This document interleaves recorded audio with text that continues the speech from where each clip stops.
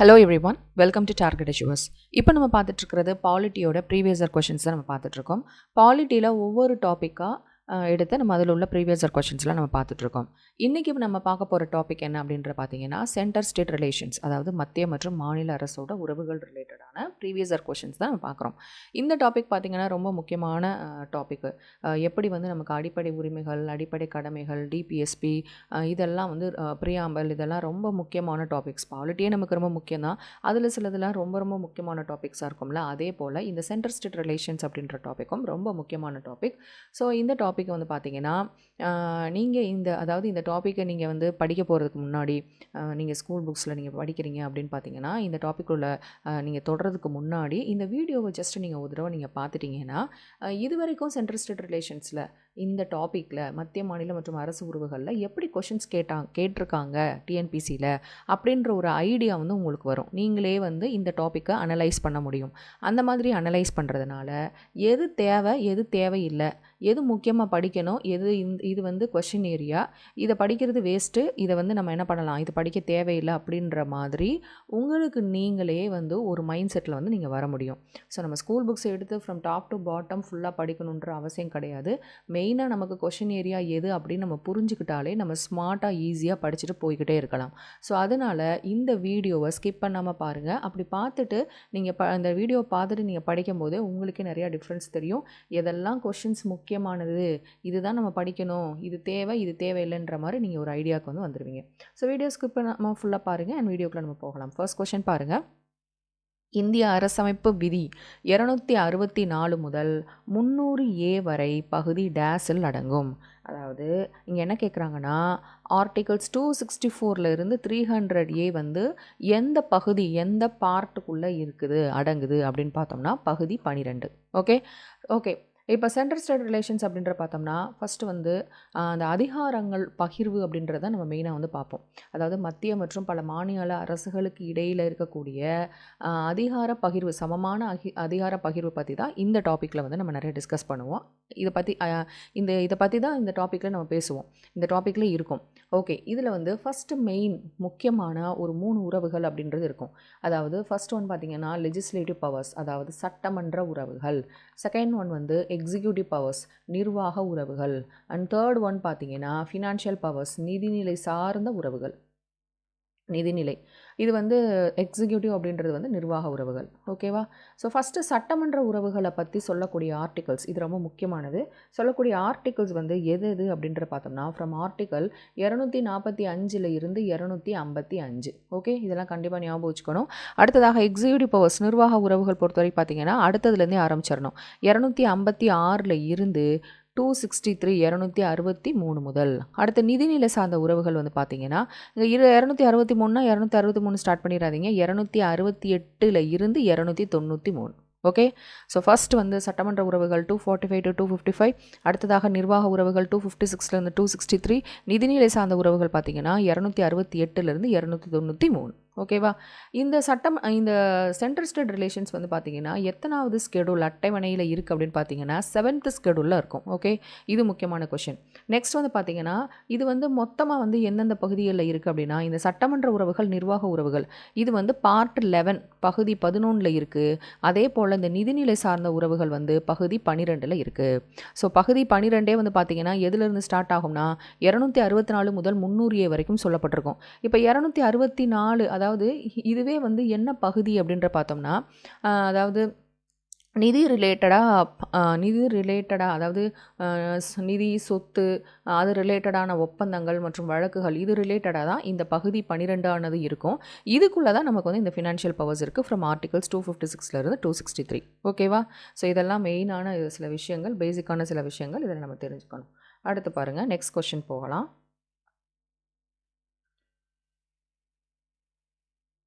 சரியான இணையை தேர்ந்தெடு. ஸோ இங்கே ஆன்சர் நம்ம டேரெக்டாக பார்க்கலாம். ஸோ ஆப்ஷன் சி தான் கரெக்ட். 1 மற்றும் 2 சரி. ஸோ அந்த தேர்ட் ஒன் ராங் அப்படின்ற சொல்லியிருக்காங்க. ஸோ ஃபஸ்ட்டு பார்ப்போம். ஃபஸ்ட்டு பாயிண்ட் பாருங்கள்.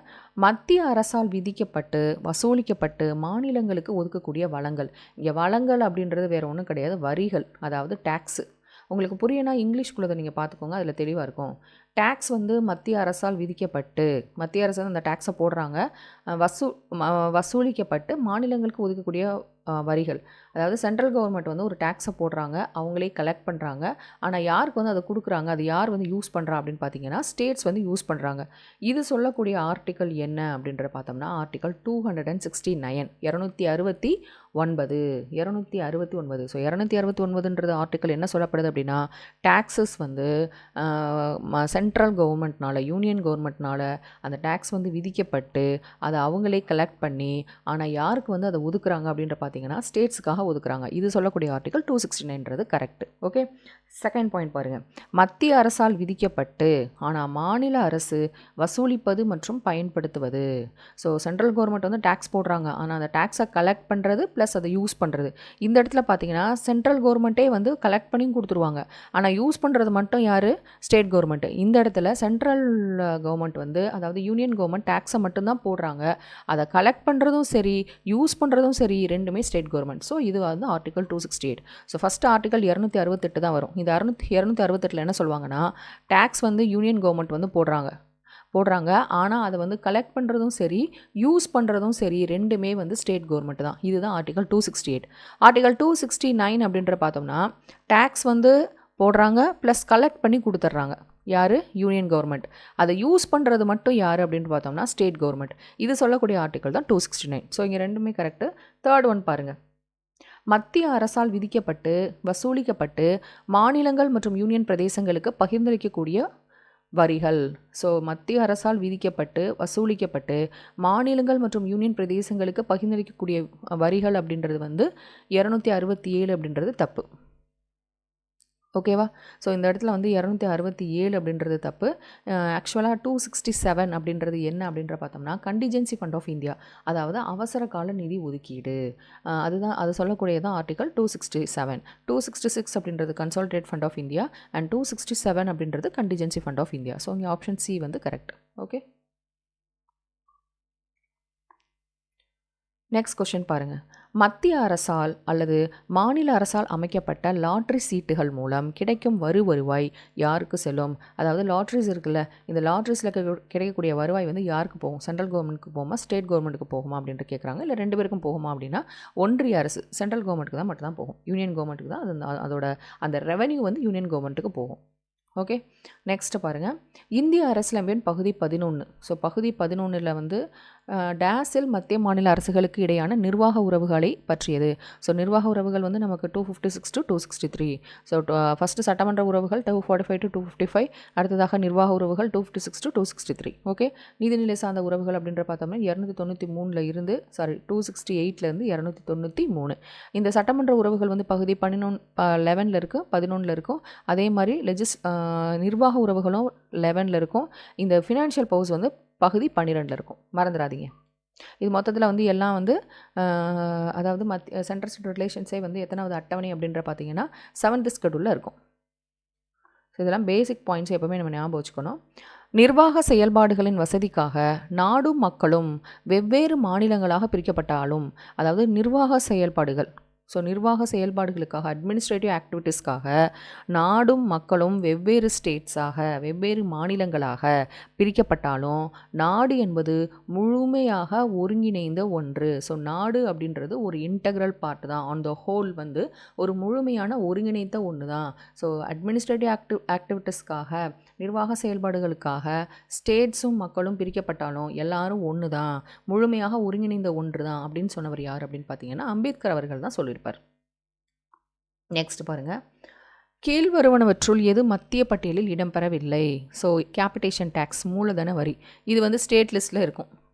மற்றபடி மாநகராட்சி வரி, விவசாய வருமானம் தவிர மற்ற வருமான வரி, சுங்க வரி, இது எல்லாமே வந்து யூனியன் கவர்மெண்ட். கேபிட்டேஷன் டேக்ஸ்ன்னு சொல்லக்கூடிய மூலதன வரியானது ஸ்டேட் லிஸ்ட்டை சார்ந்தது. நெக்ஸ்ட்டு நிதி ஆயோக்கோட சேர்மன் யார் அப்படின்னு பார்த்தீங்கன்னா, நிதி ஆயோக்கோட சேர்மன் வந்து எப்போவுமே நிதி ஆயோக்கோட சேர்மன் வந்து யார் அப்படின்றத பார்த்தீங்கன்னா பிரதமர். ஸோ இதில் வந்து ஒரு வைஸ் சேர்மன், துணை பிரதமர் அப்படின்னு ஒருத்தர் இருப்பார். அடுத்து ஒரு சிஇஓ அப்படின்னு ஒருத்தர் இருப்பார். இவங்க 2 பேரையுமே அப்பாயிண்ட் பண்ணுறது வந்து யார் அப்படின்னு பார்த்தீங்கன்னா பிரைம் மினிஸ்டர் ஆஃப் இந்தியா தான். சரி, நிதி ஆயோக் எப்போ கொண்டு வந்திருப்பாங்க அப்படின்னு பார்த்தீங்கன்னா, நிதி ஆயோக் வந்து பிளானிங் கமிஷனோட ஒரு ரீப்ளேஸ்மெண்ட்டாக தான் நிதி ஆயோக் கொண்டு வந்திருப்பாங்க. ஸோ எப்போ கொண்டு வந்திருப்பாங்க அப்படின்னு பார்த்தீங்கன்னா, ஜனவரி 1, 2015 வந்து கொண்டு வந்திருப்பாங்க. ஓகே, நிதி ஸோ நிதியோட ஃபுல் ஃபார்ம் என்ன அப்படின்னு பார்த்தீங்கன்னா national institution for transforming India. National institution for transforming India தான் நிதி ஆயோக்கோட ஃபுல் ஃபார்ம். ஓகே, நிதி ஆயோக் வந்து என்ன சொல்லுவாங்க அப்படின்னு பார்த்தீங்கன்னா, இப்போ நம்ம பார்த்தோம் இயர் எப்போ கொண்டு வந்துட்டாங்க, பிளானிங் கமிஷனோட ரீப்ளேஸ்மெண்ட்டாக கொண்டு வந்திருப்பாங்க. இது வந்து இந்தியன் கவர்மெண்ட்டுக்கு ஒரு திங்க் டேங்க் அப்படின்ற மாதிரி இருக்கும். அதாவது இந்தியன் கவர்மெண்ட் இயற்றக்கூடிய பாலிசிஸ், வளர்ச்சிக்காக கொண்டு வரக்கூடிய அந்த பாலிசிஸ்க்கு ஒரு திங்க் டேங்க், ஒரு சிந்தனை களஞ்சியமாக வந்து நிதி ஆயோக் இருந்து ஆலோசனை கூறுவதற்காக தான் இந்த நிதி ஆயோக் இருக்கும். அது மட்டும் இல்லாமல் கோஆப்ரேட்டிவ் ஃபெடரலிசம் சொல்லுவாங்க. அதாவது கூட்டுறவு கூட்டாட்சியை சென்ட்ரல் கவர்மெண்ட்டுக்கும் மற்ற ஸ்டேட்ஸுக்கும் கொண்டு வரணும் அப்படின்றதுக்காகவும், பல ஸ்டேட்ஸுக்கு இடையில் கொண்டு வரணுன்றதுக்காகவும், கூட்டுறவு கூட்டாட்சியை மேம்படுத்தணும், எல்லா ஸ்டேட்ஸுமே வந்து நாட்டோட வளர்ச்சி பாதையில் வந்து பங்கெடுக்க வைக்கணும் அப்படின்ற பல காரணங்களுக்காக நிதி ஆயோக் வந்து கொண்டு வந்திருப்பாங்க. நெக்ஸ்ட் பாருங்கள், இந்திய அரசமைப்பு சட்டம் முழுமையான கூட்டாட்சி அரசியலமைப்பு அல்ல. ஸோ நம்ம கூட்டாட்சி அரசாங்கம், நம்மளுடைய இந்தியன் கான்ஸ்டியூஷன் வந்து முழுமையான கூட்டாட்சி அரசியலமைப்பு கிடையாது அப்படின்ற சொல்கிறாங்க. இது கரெக்டு. அமைப்பு செயல் சமநிலையானது ஒன்றியத்தின் வலிமைக்கு சாதகமாக இருக்குது. அதாவது நம்மளோட இப்போ கூட்டாட்சி அப்படின்றது ஈக்குவலாக இருக்கணும், ஈக்குவலாக எல்லாமே ஷேர் பண்ணணும். ஆனால் நம்மளோட கான்ஸ்டியூஷன் முழுமையான கூட்டாட்சி கிடையாது. ஏன் அப்படின்னு சொல்கிறாங்கன்னா, ஒன்றியம் அதாவது யூனியன் கவர்மெண்ட் தான், யூனியன் கவர்மெண்ட்டோட வலிமைக்கு வந்து நம்மளோட கான்ஸ்டியூஷன் சாதகமாக இருக்குது அப்படின்றத சொல்கிறாங்க. ஆக்சுவலாக இப்படி தான் இருக்குது. அதனால் option D, A and R correct. அதாவது ஸ்டேட்மெண்ட்டும் அந்த ரீசனும் கரெக்டு. ஓகே, நெக்ஸ்ட் கொஸ்டின் பாருங்கள். Why was the NITI Aayog formed? நிதி ஆயோக் எதுக்காக உருவாக்கப்பட்டது அப்படின்ற பார்த்தீங்கன்னா, ஃபஸ்ட் ஆன்சர் பார்த்துடலாம். 1 and 4 only correct. First one வந்து கூட்டுறவு கூட்டாட்சி முறையை ஊக்குவித்தல். நிதி ஆயோக் வந்து கூட்டுறவு கூட்டாட்சியை வந்து அதாவது ஸ்டேட் கவர்மெண்ட்டுக்கும் பல ஸ்டேட்ஸ் கவர்மெண்ட்டுக்கும் யூனியன் கவர்மெண்ட்டுக்கும் ஒரு கூட்டுறவு கூட்டாட்சியை கொண்டு வரணும்.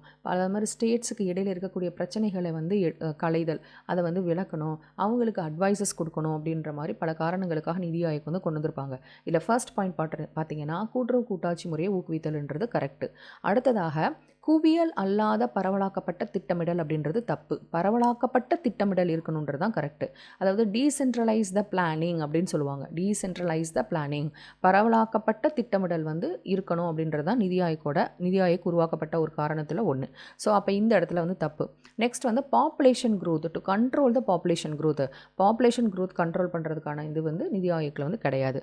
இங்கே வந்து பாருங்கள், ஆக்சுவலாக இந்த தமிழ் வந்து இங்கே வரணும், இந்த தமிழ் வந்து இங்கே வரணும்.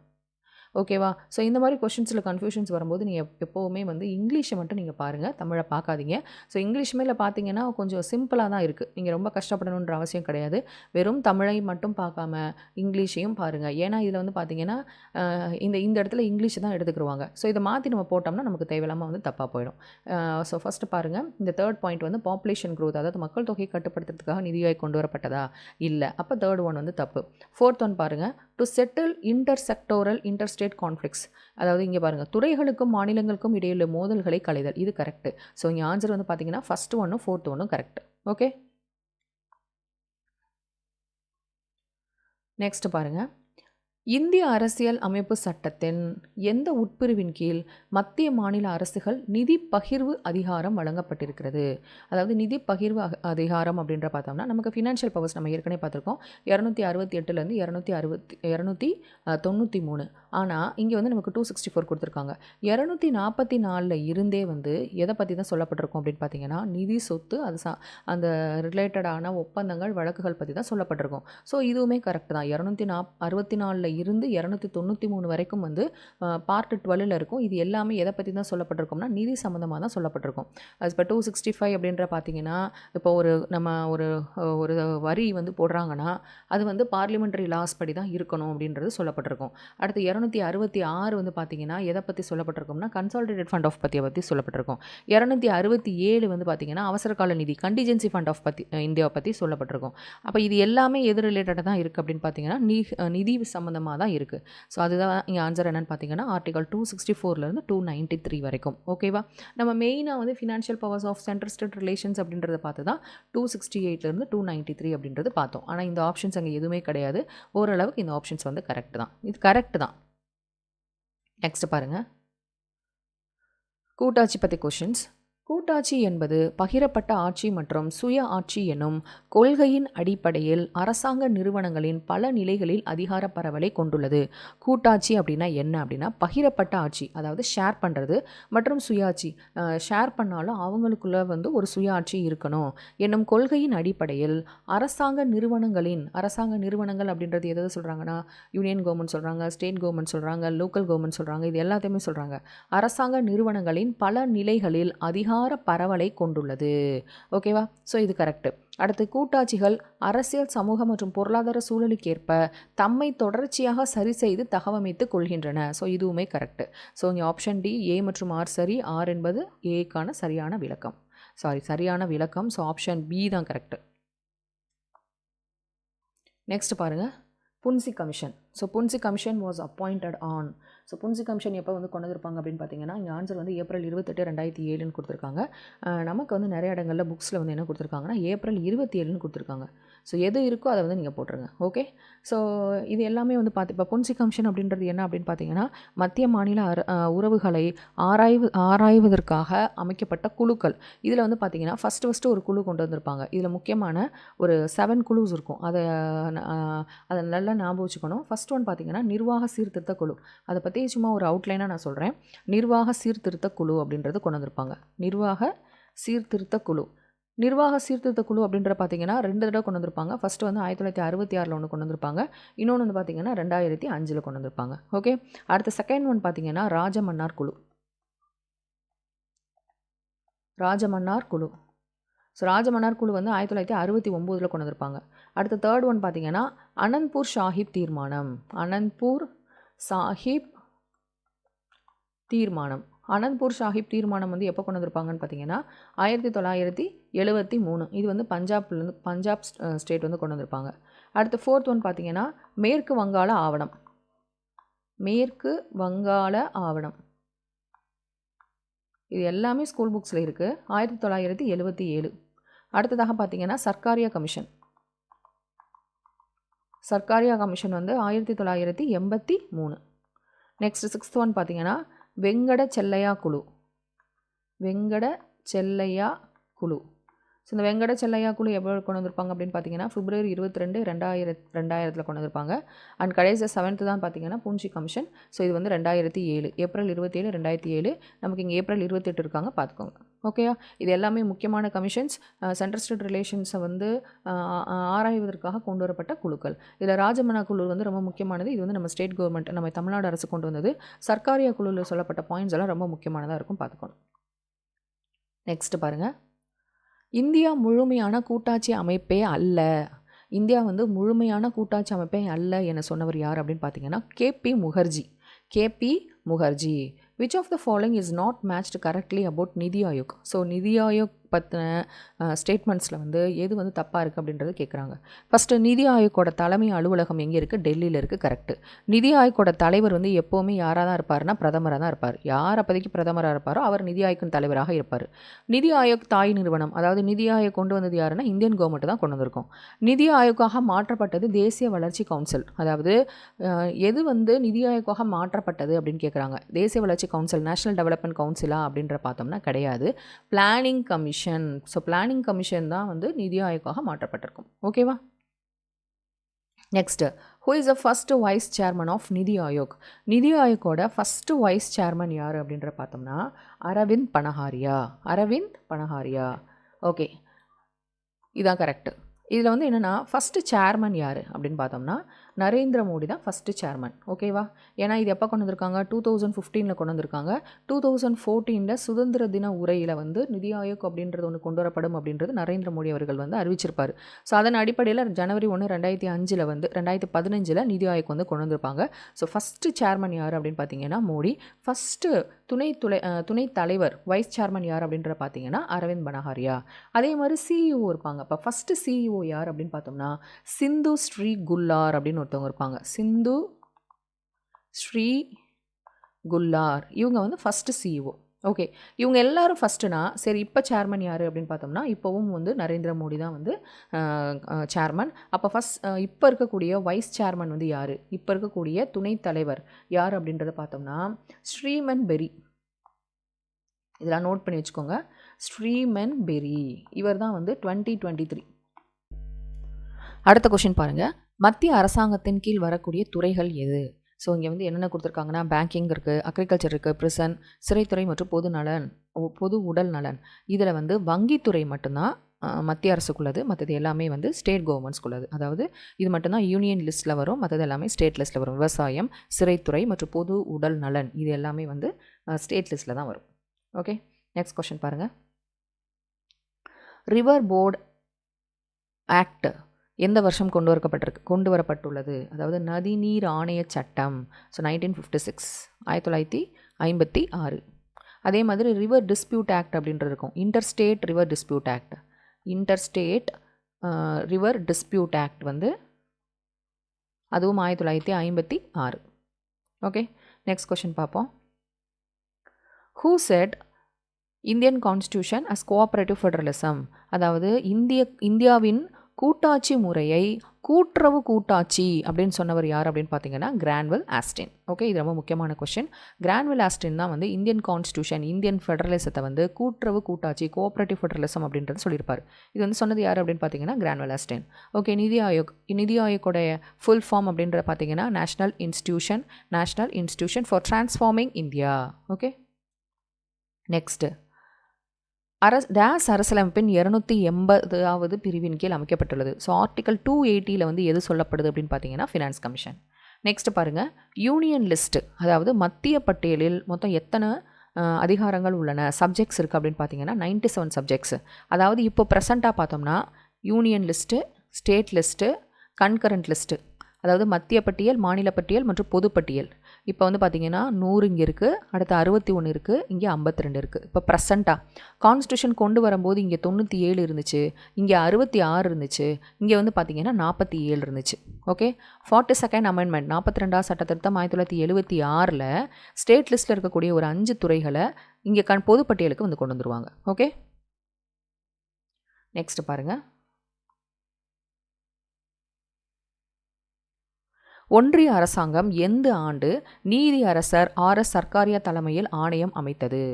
ஸோ அதாவது சர்க்காரியா கமிஷன் வந்து எந்த வருஷம் கொண்டு வந்திருக்காங்க அப்படின்ற கேட்குறாங்க. ஸோ ஆன்சர் வந்து பார்த்தீங்கன்னா 1983. ஸோ ஆப்ஷன் சி தான் ரைட் ஆன்சர். நெக்ஸ்ட் கொஸ்டின் பாருங்கள். கீழ்கண்ட இந்திய அரசமைப்பு சட்டத்தின் பிரிவுகளில் நிதிக்குழு finance commission. So finance commission இப்போ தான் பார்த்தோம், ஆர்டிகல் 280. நெக்ஸ்ட் பாருங்கள். ஒரு நாட்டின் மத்திய மாநில அரசுகள் அதன் எல்லைக்குட்பட்டு ஒன்றுக்கொன்று சுதந்திரமானவைகளாகும். ஒரு நாட்டோட மத்திய மாநில உறவுகள் அதோட எல்லைக்கு உட்பட்டு ஒன்றுக்கொன்று சுதந்திரமானவை அப்படின்னு சொன்னவர் யார் அப்படின்னு பார்த்தோன்னா டாக்டர் வியர் தான் சொல்லியிருப்பார். ஓகே, நெக்ஸ்ட், பின்வருவனற்றுள் நிதி ஆயோக்கோட செயல்பாடுகள் எவை? ஸோ நிதி ஆயோக்கோட ஃபங்க்ஷன்ஸ் எது அப்படின்றத பார்த்தோம்னா இங்கே ஆப்ஷன் ஏ தான் கரெக்டு.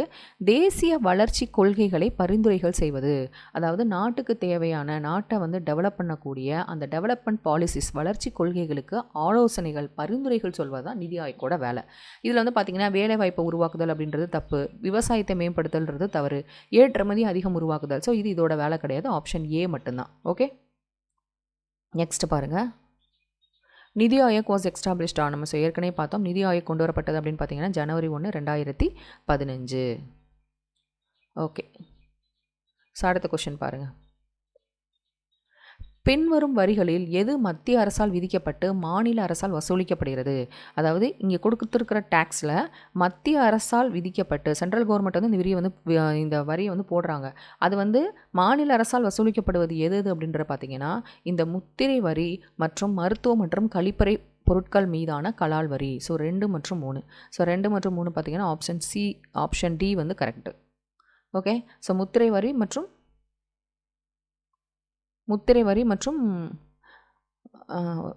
மருத்துவ மற்றும் கழிப்பறை பொருட்கள் மீதான கலால் வரி. ஓகேவா? நெக்ஸ்ட் பாருங்க.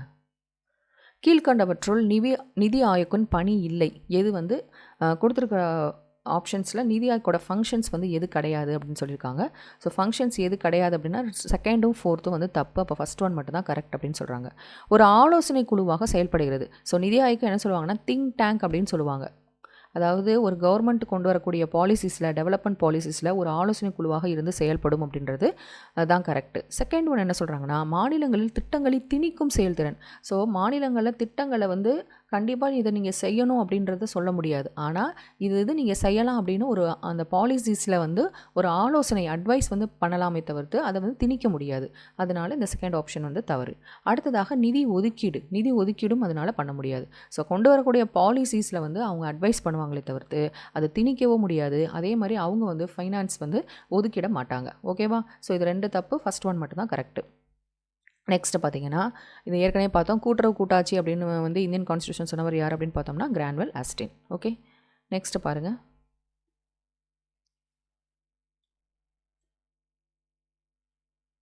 மானிய உதவி மாநிலங்களுக்கு வழங்கப்படுவது ஏன்? மானிய உதவி மாநிலங்களுக்கு வழங்கப்படுவது ஏன் அப்படின்னு பார்த்தீங்கன்னா எதுக்காகனா assisting states to undertake development activities and welfare schemes. அதாவது அபிவிருத்தி நடவடிக்கைகளை மேற்கொள்ள மாநிலங்களுக்கு உதவுதல். ஸோ மாநிலங்களுக்கு வந்து டெவலப்மெண்ட் பண்ணுறதுக்காகவும் நிறைய ஸ்கீம்ஸ் கொண்டு வரதுக்காகவும் தான் வந்து இந்த மானிய உதவி அப்படின்றது மாதிரி வந்து மானிய உதவி வந்து ஸ்டேட்ஸ் கவர்மெண்ட் வந்து கொடுக்குது அப்படின்றது சொல்லப்படுது. ஓகேவா? மானிய உதவி எதுக்காக வந்து மாநிலங்களுக்கு கொடுக்குறாங்க அப்படின்னு பார்த்தீங்கன்னா டெவலப்மெண்ட் ஆக்டிவிட்டீஸ்க்காகவும் ஒரு திட்டங்களுக்கு வந்து கொண்டு வந்து செயல்படுத்தணும் அப்படின்றதுக்காகவும் மாநிலங்களுக்கு உதவணும் அப்படின்ற பேரில் தான் வந்து இந்த மானியங்கள் வந்து வழங்கப்படுகிறது. ஓகே. நெக்ஸ்ட் பாருங்கள். சர்க்காரியா கமிஷன் வந்து யூனியன் கவர்மெண்ட் கொண்டு வந்தது. ராஜமன்னார் கமிட்டி வந்து தமிழ்நாடு கவர்மெண்ட் கொண்டு வந்தது.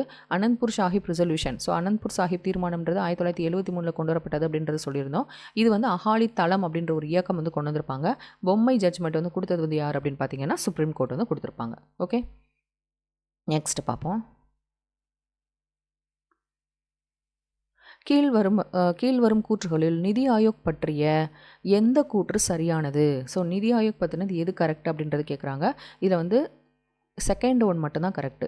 அதாவது இந்திய பிரதமர் நிதி ஆயோக்கின் தலைவராக இருப்பார் அப்படின்றது கரெக்டு. ஓகேயா? நிதி ஆயோக்கோட தலைவர் யார்? இந்திய பிரதமர். இப்போ ஃபஸ்ட் ஒன் பார்த்தீங்கன்னா அனைத்து மாநில முதல்வர்களும் சட்டமன்றம் கொன்ற யூனியன் பிரதேசங்கள் தவிர ஆளும் குழுவில் அங்கம் வகிக்கின்றனர். அதாவது அங்கே கவர்னிங் கவுன்சில் அப்படின்னு ஒன்று இருக்கும். அதை தான் ஆளும் குழுன்னு சொல்கிறாங்க. அதில் மெம்பர்ஸ் வந்து யாராக இருப்பாங்கன்னா எல்லா ஸ்டேட்ஸோட முதல்வர்கள் சிஎம்ஸ் இருக்கிறாங்க அப்படின்றது சொல்கிறாங்க. சட்டமன்றம் கொண்ட யூனியன் பிரதேசங்கள் இப்போ வந்து யூனியன் டெரிட்டரிஸ் இருக்குது.